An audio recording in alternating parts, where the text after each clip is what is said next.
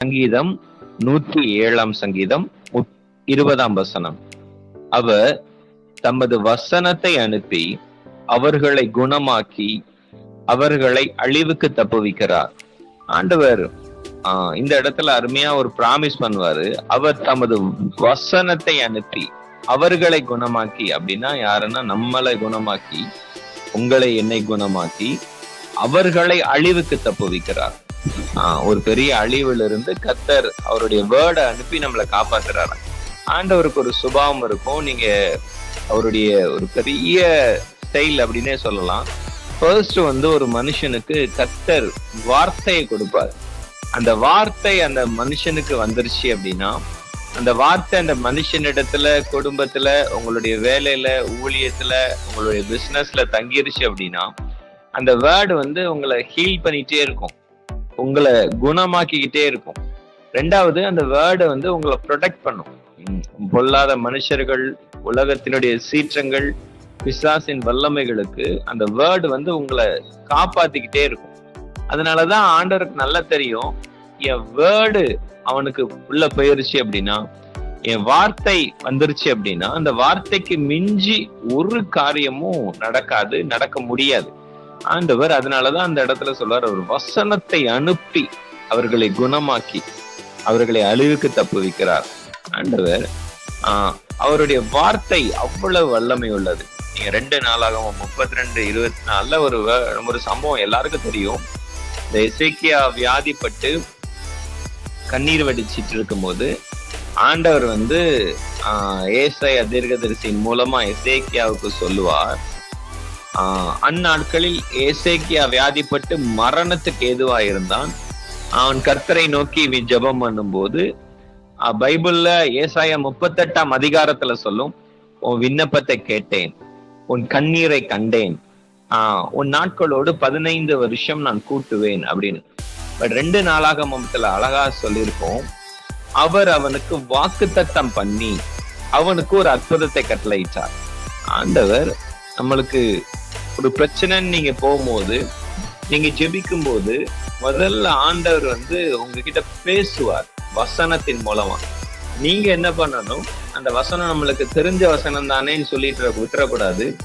அந்த வார்த்தையை நீங்க பிடிச்சுக்கிடணும். அதனாலதான் ஆண்டவர் அழகா இங்க சொல்லுவார், அவனுக்கு ஒரு வாக்குத்தத்தம் பண்ணி அப்படின்னா ஒரு அற்புதத்தை கட்டளையிட்டார். ஒரு வாக்குத்தத்தம்.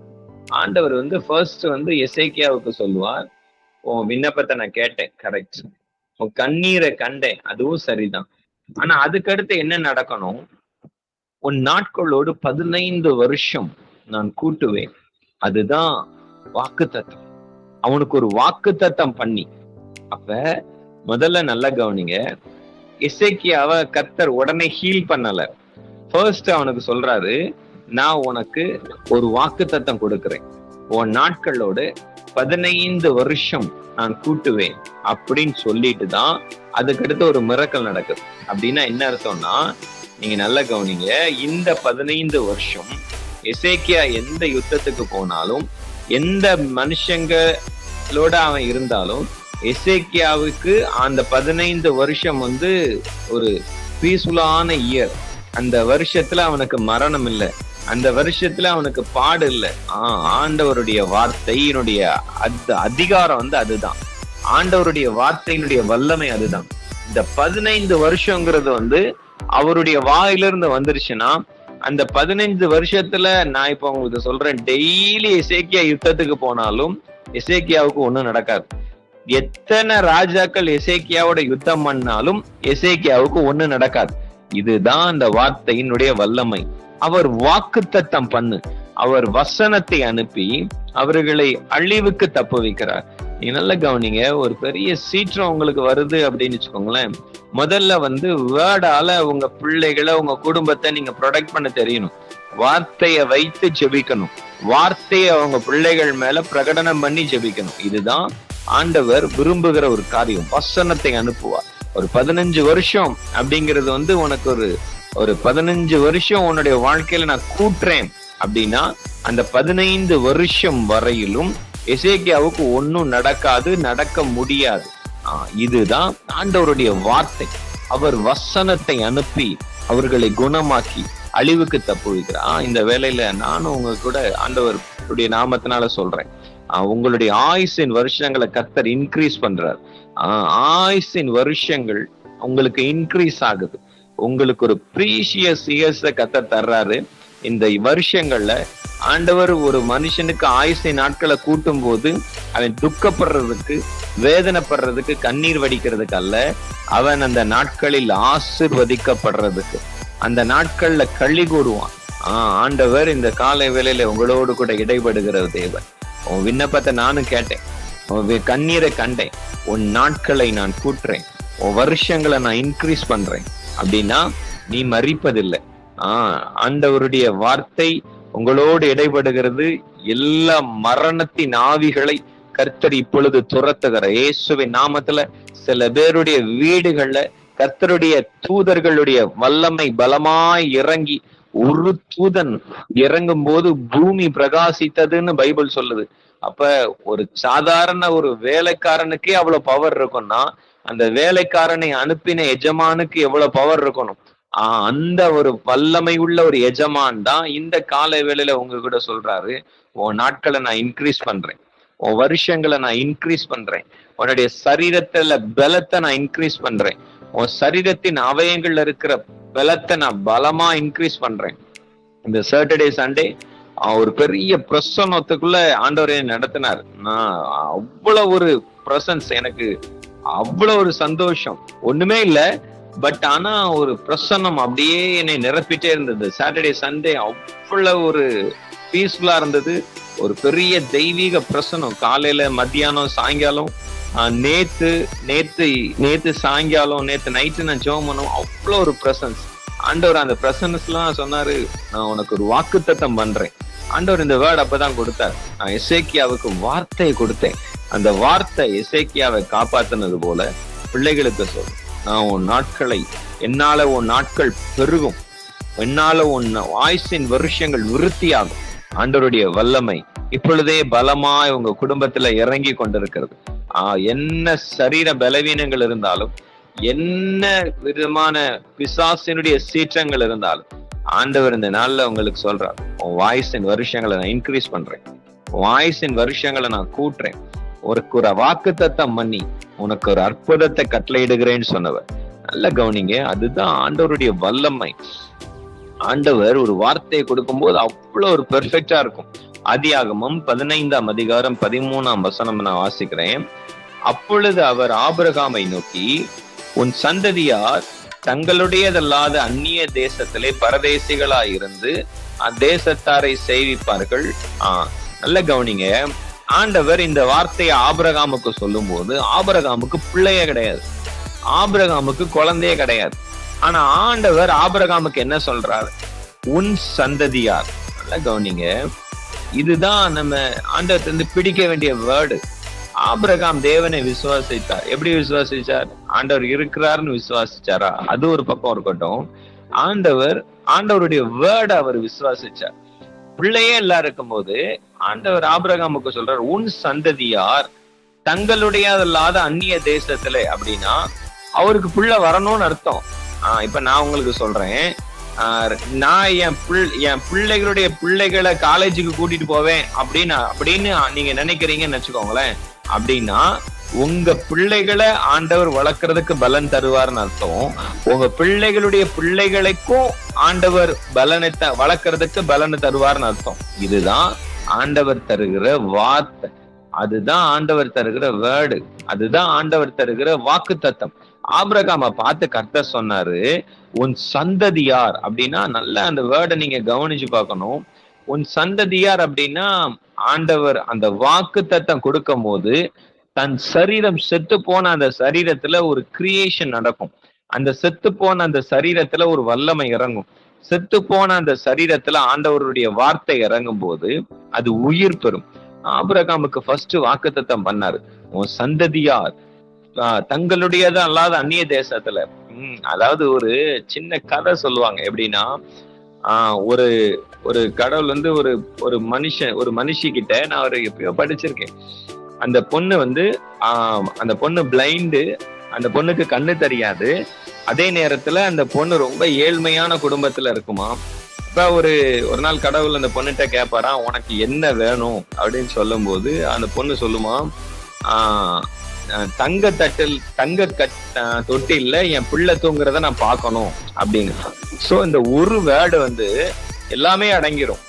தங்க தொட்டில்ல என் பிள்ளை தூங்குறத நான் பார்க்கணும் அப்படின்னா அந்த பொண்ணுக்கு சுகமாகணும், அந்த பொண்ணுடைய சரித்திரம் மாறும், அந்த பொண்ணுக்கு கல்யாணம் நடக்கும். ஆண்டவருடைய வேர்டு வந்து இப்படிதான் இருக்கும். எல்லாத்தையும் கவர் பண்ணும். ஒரு வார்த்தை எல்லாத்தையும் அப்படியே அழகா சேர்த்து சேர்த்து சேர்த்து சேர்த்து கொண்டு வரும். நீங்க வசனத்தை வெளியே பண்ணணும், வசனத்தை சொல்லணும். அவர் சொன்ன வார்த்தையை அவருக்கே சொல்லணும். எப்படின்னா நீங்க ஆண்டவர்கிட்ட கேட்கணும், ஆண்டவரே என் பிள்ளைகளுடைய சமாதானம் பெரிதா இருக்கும் என்று வாக்குத்தத்தம் பண்ணீங்களே, அந்த வார்த்தையை நான் என் பிள்ளைகள் மேல வைத்து ஜெபிக்கிறேன் அப்படின்னா உங்க பிள்ளைகள் மேல அந்த வாக்குத்தத்தம் கிரியேட் ஆகும். உன் பிள்ளைகளுடைய சமாதானம் பெருசா இருக்கும் அப்படின்னு நீங்க சொல்லியிருக்கீங்க, அதை நிறைவேற்றி கொடுங்க. இல்ல கவனிங்க, அவர் வாக்குத்தத்தம் கொடுத்துட்டாருன்னா நிறைய பேர் என்ன தப்பு பண்றோம் தெரியுமா, அது அவருக்கு தெரியும்ல, அதை அவர் நிறைவேற்றுவார்ல, அது அவருக்கு வந்து மறந்துடுவாரா? அப்படி கிடையாது. நீங்க அதை வந்து சொல்லிக்கிட்டே இருக்கணும், நீங்க அதை வந்து பேசிக்கிட்டே இருக்கணும், நீங்க அதை வந்து ஆண்டவர்கிட்ட கேட்டுக்கிட்டே இருக்கணும். ஆண்டவரே இதை வந்து நீங்க எழுதி வச்சிருக்கிறீங்க, இது உங்க வாக்குத்தத்தம், இதை நிறைவேற்றுங்க, இதை நிறைவேற்றுங்க, இதை நிறைவேற்றுங்க, இதை நிறைவேற்றுங்க அப்படி சொல்லும் போது, இப்ப ஏன் சொல்லி கொடுக்குறாங்க, கர்த்தராகிய இயேசு கிறிஸ்துவை வாரும்னு என் பைபிள் இருக்கு, அவர் வரமாட்டாரா? அவருக்கு தெரியாதா? நான் சீக்கிரமா வருவேன்னு சொன்னா அவர் வருவார்ல. ஏன் ஏன் அதை பிராக்டிஸ் பண்றாங்க? கர்த்தராகிய இயேசு கிறிஸ்துவை வாரும், கர்த்தராகிய இயேசு கிறிஸ்துவை வாரும். ஏன் அப்படி சொல்றாங்க?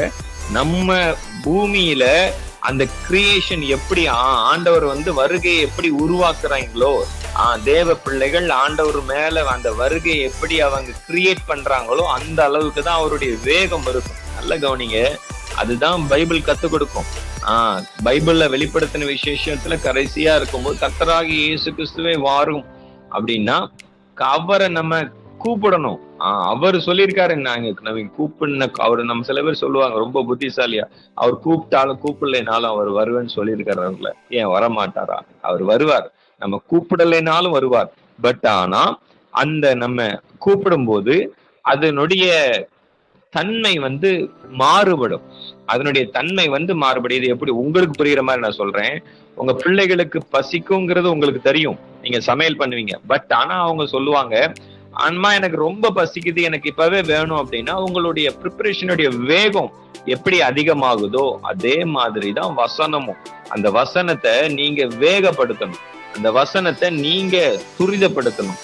ஆண்டவர்கிட்ட சொல்லணும், ஆண்டவரே நீங்க இந்த வாக்குத்தத்தத்தை எனக்கு வேகப்படுத்தி கொடுங்க, இதை நடத்துங்க. ஆண்டவர் வந்து அழகா ஆபிரகாமுக்கு சொல்றார், உன் சந்ததியார் இல்ல டக்குன்னு பிடிச்சுக்கிடுவாரு. பிடிச்சதுக்கு அப்புறம் அதை விட பெரிய விஷயம், ஆபிரகாமுக்கு வாக்கு பண்ணுவாரு. ஆதியாகமம் 15:15 நீ சமாதானத்தோடு உன் பிதாக்களிடத்தில் சேருவாய், நல்ல முதிர் வயதிலே அடக்கம் பண்ணப்படுவாய் அப்படின்னா அந்த வேர்டு தான் பெரிய ஒரு கேரண்டி. நல்ல முதிர் வயது. ஆபிரகாமுக்கு சொல்லும் போதே நல்ல முதிர் வயது தான். ஆண்டவர் வந்து ஆபிரகாமை அழைத்தது 75 வயசுலதான் அழைச்சார், அதுவே ஒரு முதிர் வயது தான். அதனாலதான் ஆண்டவர் அதுல அழகா அண்டர்லைன் பண்ணி காமிப்பாரு, ஆபிரகாம் நீ முதிர் வயதுல நல்ல முதிர் வயதுல அடக்கம் பண்ணப்படுவாய் அப்படின்னா அந்த வேர்டை நோட் பண்ணணும். பைபிள் படிக்கும் போது நல்ல முதிர் வயது அப்படின்னா முதிர் வயதுக்கும் ஒரு முதிர் வயதை ஆபிரகாமுக்கு தருவேன் அப்படின்னு கர்த்தர் சொல்லுவார். ஆண்டவர் இந்த கால வேளையில உங்ககிட்ட எதிர்பார்க்கிறது, வசனத்தை அனுப்பி அவர்களை குணமாக்கி அழிவுக்கு தப்பு வைக்கிறார். நல்ல கவனிங்க, அனுப்பும் போது ரிசீவ் பண்ற ஒரு தன்மை ஆப்போசிட் சைட்ல இருக்கணும். யாராவது உங்களுக்கு ஒரு பார்சல் அனுப்புறாங்க, ஒரு கிஃப்ட், இது என்னோடது இல்லை அப்படின்னு நீங்க சொல்லிட்டீங்கன்னா ரிட்டர்ன் போயிடும். அதே மாதிரிதான் வேர்டை ஆண்டவர் உங்களுக்கு அனுப்பும் போது அதை ரிசீவ் பண்ணணும். ஆண்டவரே இது என்னோட, இது எனக்காக, இது எனக்கு ஆண்டவர் இந்த கால வேளையில உங்களுக்கு சொல்றார், என்னால உன் நாட்கள் பெருகும், உன் ஆயுசின் வருஷங்கள் விருத்தியாகும். இதை ரிசீவ் பண்ணும்போது இந்த வார்த்தை எப்படி தெரியுமா இருக்கும், நீங்க டிராவல் பண்ணும்போது உங்களோட இருக்கும், நீங்க சாப்பிடும் போது உங்களோட இருக்கும், நீங்க தூங்கும் போது உங்களோட இருக்கும். இன்னைக்கு நிறைய பேரு நைட்டு தூங்குனா ஏதாவது ஒண்ணு ஏதாவது கேள்விப்பட்டுருவாங்க. நைட்டு தூங்குனா காலையில ஹார்ட் அட்டாக் வந்துரும். ஹார்ட் அட்டாக் நிறைய பேருக்கு பயம். அது அந்த பயம் ஏன் இருக்குது அப்படின்னா வேர்டை பிலீவ் பண்ணல.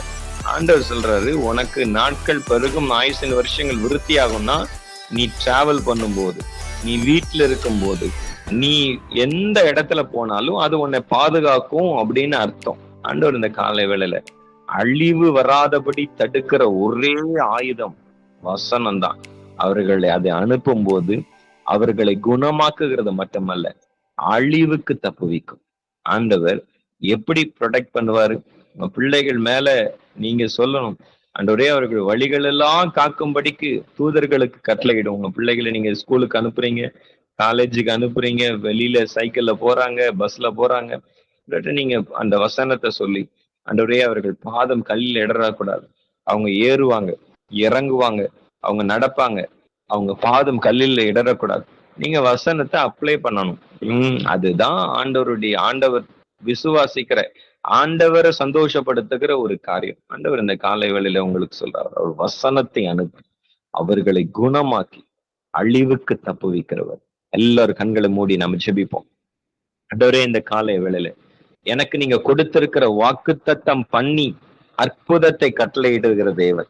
ஆண்டவரே நீங்க எனக்கு வாக்குத்தத்தம் பண்ணீங்க, அந்த வாக்குத்தத்தம் அற்புதங்களாய் மாறட்டும், அந்த வாக்குத்தத்தம் அற்புதங்களாய் மாறட்டும். ஆண்டவரே நாங்க இந்த வேலையில, இந்த காலை வேளையில நாங்க இப்பொழுது விசுவாசிக்கிறோம், எங்களுக்கு நீர் கொடுத்த வாக்குத்தத்தங்கள் அற்புதங்களாக கிரியேட் ஆகட்டும். நீர் எங்களுக்கு கொடுத்த வாக்குத்தத்தங்கள் சுகமளிக்கிற வல்லமையாக உம்முடைய பிள்ளைகளுடைய சரீரத்துல கிரியை செய்யட்டும், எங்களுடைய சரீரத்துல கிரியை செய்யட்டும்.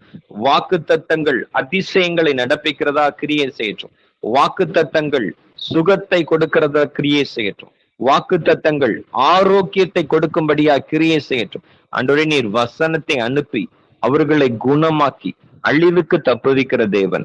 அந்த வார்த்தை எங்களை பாதுகாத்துக் கொள்ளட்டும், அந்த வார்த்தை எங்களை ஆசிர்வதிக்கட்டும், அந்த வார்த்தை எங்கள் மீது பேலன்ஸ் செய்யட்டும். உங்களுடைய கரத்துல நாங்க தாழ்த்தி ஒப்பு கொடுக்கிறோம்ப்பா. ஆண்டவரே நீர் பெரியவர். கர்த்தர் எங்களை ஆசிர்வதித்து எங்களை காத்து கொள்ளுவீராக. கர்த்தாவே உம்முடைய முகத்தின் ஒளி எங்கள் மேல் பிரகாசிக்க பண்ணி எங்கள் மேல் கிருபையாய் இருப்பீராக. கர்த்தாவே உம்முடைய முகத்தை எங்கள் மேல் பிரசன்னமாகி எங்களுக்கு சமாதானத்தை கட்டளையிடுவீராக. பிதாவாகிய தேவனாலும் கர்த்தராகிய இயேசு கிறிஸ்துவினாலும் கிருபையும் சமாதானமும் உண்டாவதாக. கர்த்தராகிய இயேசு கிறிஸ்துவினுடைய கிருபை எங்கள் அனைவரோடு கூட இந்த நாள் முழுவதும் இருப்பதாக. இப்படி கரத்துல தாழ்த்தி ஒப்பு கொடுக்கிறோம். இந்த நாள் எக்ஸாம்ஸை ஆசிர்வதிங்கப்பா. பரிசு எழுதுகிற ஆண்டவரே இந்த கூடுகையில் இருக்கிற பிள்ளைகள் மேல உம்முடைய கரம் இறங்கட்டும். அந்த பிள்ளைகளுக்கு ஞானத்தையும் பலத்தையும் கிருபைகளையும் தாரும். ஆண்டவரே இந்த பிள்ளைகள் பதற்றம் இல்லாமல் எழுதுறதுக்கு கிருபை செய்யும். தேவ ஆவியானவருடைய ஆளுகை அந்த பிள்ளைகள் மேல் காணப்படட்டும். இப்படி கரத்துல தாழ்த்தி ஒப்பு கொடுக்கிறேன். இயேசு கிறிஸ்துவின் நாமத்திலே ஜெபிக்கிறேன் நல்ல பிதாவே, ஆமென். எல்லாரும் சேர்ந்து சொல்லுவேன்.